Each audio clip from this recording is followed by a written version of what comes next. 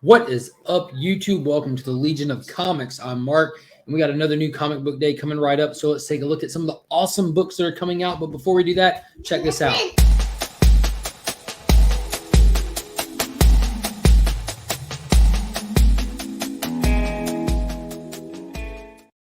All right, guys, so before we get started, go ahead and hit that thumbs up, consider subscribing to the channel, and ring that notification bell so you know whenever future content drops.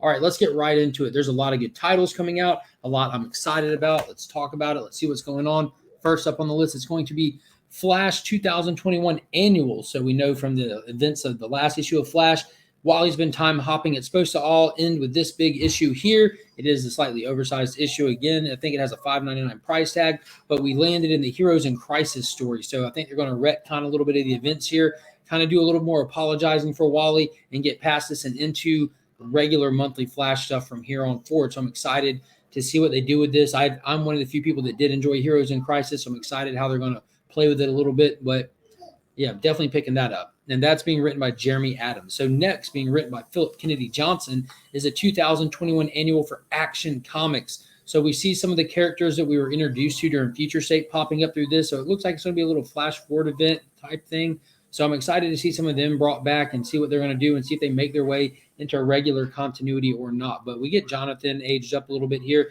And I think it's kind of like a tease of what's to come with Tom Taylor taking over the title that he's going to be on.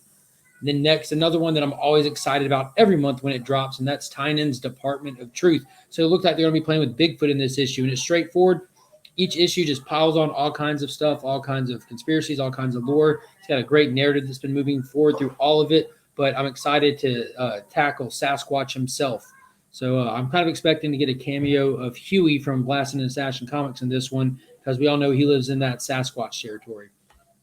Then next up, we have issue 7 of Crossover, not by Donny Cates, but Chip Zdarsky is going to be writing this one single issue, which is really cool because they're playing with the whole meta event itself and how it's like in the real world, not in the real world. And Zdarsky's been missing since issue 1 inside of the book. So it's pretty cool that he's actually writing an issue, and they've been playing with it inside of the book itself. And you can see from the trade dress, it looks like the V in Crossover's got some blood on it.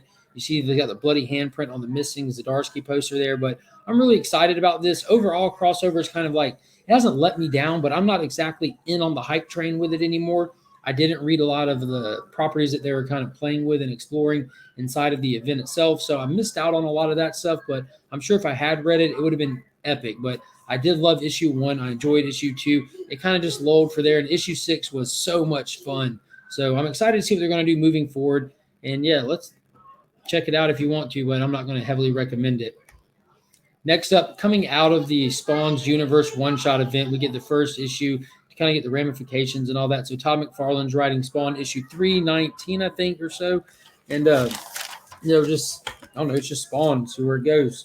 And nothing big to write home about, but I am keeping up with it right now. I'm ready for these individual titles that come out of this and to see where the split's going to take place. And with the Scorched and King Spawn, Medieval Spawn, Gunslinger Spawn. So we'll see. But this cover is absolutely fantastic. Watching Clown just transform into Violator like that. The artwork is just beautiful. Next up, Daniel Warren Johnson's Beta Ray Build number 4. So this is the second to last issue. So it's just kind of that last issue we saw just an all-out fight, them just running for the source of this power to get his hammer for him to transform back. So just the next step in that journey. Next up, we have Wonder Girl issue number 2 by Jolie Jones. So we're getting the origin story of Yara Flor here. We're getting to see her discover herself and come into her powers and everything. And it's another one that's really straightforward. Beautiful cover, interiors by Jolie Jones as well. I really enjoyed that first issue. Heavily looking forward to this second one. Next up from Al Ewing, super pumped for this, is We Only Find Them When They're Dead, issue number 7. So this is the second issue into the second story arc. So we jump forward in time a little bit. We see some familiar faces, but introduced a lot of new characters. We know that Captain George is turned into a god. He died. He's dead. There's a whole lore built around him, his own mythos built around him over the years, as well as these people that are looking to steal his body. So we're getting like a dead god heist story, which is absolutely fantastic. I'm all in. Simone DeMayo's artwork in this is fantastic as well. Works perfectly for this series, and I'm super hyped. Cannot wait to see what they're going to do with it. Next up, this is one that a lot of people have been waiting for, kind of, because Teen Titans Academy, the 2021 annual, or so it's called the yearbook, is supposed to give us a partial origin of the Red X. So all these people, including myself, that have been waiting and biting it tooth and nail and just speculating on who it could be, who it could possibly be, and wanting this person and switching gears and everything, we're finally going to get just a little tease apparently on who it could possibly be, or at least on where he comes from. So I'm very excited for this one. And next up, this was a digital first that came out in multiple small chapters. So I'm guessing when it's put together, it's going to be like just a little anthology spotlighting the different characters that were included in Infinite Frontier issue 1 last week. But they put it together and they're releasing it as a one-shot. And this is, as you can see, Infinite Frontier Secret Files. And it's a one-shot. It goes through and shows you all the characters and where they're at, what they're doing kind of thing.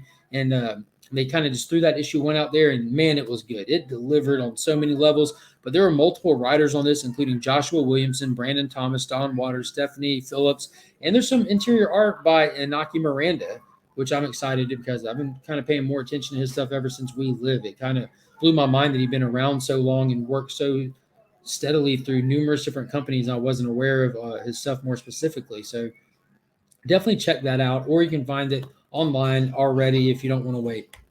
And then finally, from Bad Ideas, the last issue of ENIAC. So I'm done trying to get these books. I'll just wait down the road because there's not like this large group of people talking about them as they were coming out. I was concerned there was going to be, and I didn't want to get it spoiled.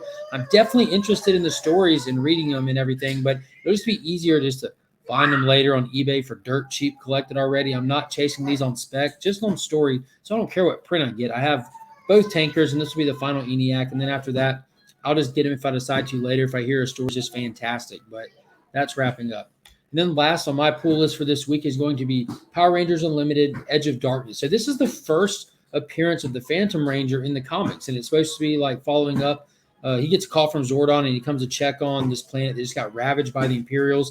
And it's supposed to be tying in heavily to the stuff that's going on in the regular titles. So I'm very excited about this, as well as writer Frank Gogol. It's his first step into the Power Ranger universe with Boom Studios. So I'm excited to see where they go with this. All right, so let's look at some other titles that are coming out this week that don't necessarily make my pull list, but they have my attention. And that's going to be Daredevil 31, Star Wars The High Republic number 6, Catwoman Annual drops this week, as well as X Factor 10. We have Cable issue 11, The Eternals number 5. Then we have Black Widow issue 8, Dr. Aphra number 1. And then we have The Amazing Spider-Man King-size special for the Chameleon Conspiracy. And then the Marvels issue number 3 with that beautiful cover by Alex Ross. Then we have this awesome wraparound United States of Captain America special here. Right there. And yeah, you can't see it on the other side. We got Bucky on the other side and stuff. It's a beautiful cover. Definitely check it out. And if you got those clear backing boards that I reviewed a couple videos ago, it'd be a perfect one for that. And then we have the Black Knight, Curse of the Ebony Blade, issue number 4. Then we have Shang-Chi, issue number 2. And I don't know if y'all saw that new trailer for Shang-Chi just dropped a couple of days ago. Man, that was fantastic. Super pumped for that. Then we have Green Arrow, 80th anniversary, 100-page spectacular with numerous covers by a bunch of great artists. And then we have a couple of number 1s by this new publisher. And man, I forget the name, and I apologize for that. I should have written it down. But we have White, issue number 1, as well as God Killer, Tomorrow's Ashes, issue number 1.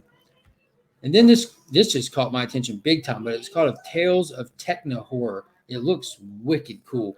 And then also, I'm considering picking this one up because it's a one-shot. It's the Mighty Crusaders number 1, spotlighting the Shield, which is an awesome character. Predates Captain America himself. He's like from 1940 or so. And Liefeld nailed this cover, knocked it out of the park. And then finally, the ones I want to spotlight is Barbaric number 1, as well as Kantos City of Giants number 3. So that is not all that's coming out this week. There's definitely a lot more stuff. There's tons of more like small press publisher books coming out. So be sure to double check the shelves in your shop.